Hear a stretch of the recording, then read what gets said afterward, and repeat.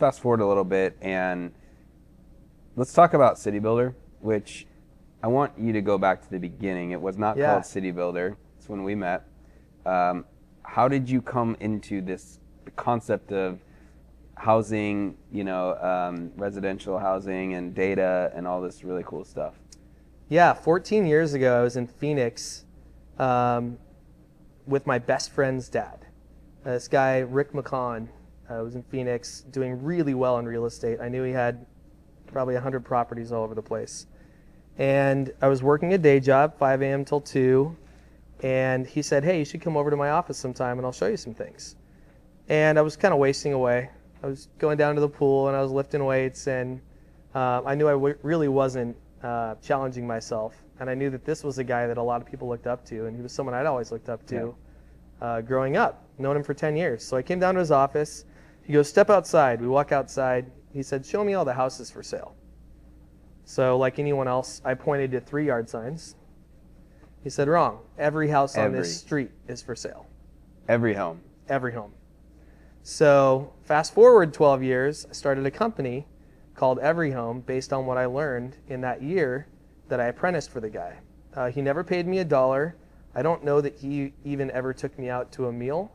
He was super, super frugal, but he taught me things that were worth, who knows, millions. Right.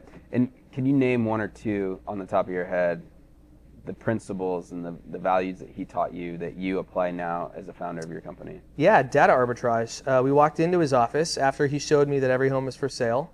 He showed me stacks of papers. And he said, this one, zoning. This one, recorder information. This one, tax assessor information. This is schools. This is environmental areas. And he just showed me all these data sets, and they were just stacked up like this. Then he handed me a highlighter, and he said, this is what you're looking for. So I just go through it, highlight. Literally on the piece of paper? On the piece of paper. So it's 2 p.m. At 8 p.m., 9 p.m., we get done with these. I come back the next day, Monday, same thing. Same thing. On Friday, we'd have whittled down thousands of these properties down to maybe 30. Then we go online to mapquest.com, if you remember that, and we'd chart out a path of where we were going to drive in Phoenix to go knock on the doors of these property owners who were probably home on Saturday, and Saturday was the big day. Saturday was the day I loved because it reminded me of being 6 and telling people, do you want to buy a candy bar? It was like, hey, your property is valuable, and we'd like to make you an offer on it. And we'd whittled down thousands to 30, and we hoped to get 1. Our goal was to get 1 and to make, I think it was $41,000, $42,000 per home. Well, we did this enough times that I realized this guy's making as much in a month as I'm making in a year. And he's taught me all of these things. But the one thing that killed me about that was, remember, I'd already worked at a software company for 3 years prior to that. And I knew that the work that we were doing to find data arbitrage or arbitrage in these properties could be done in an afternoon by computer software, and we would have the rest of the week to go out and do deals.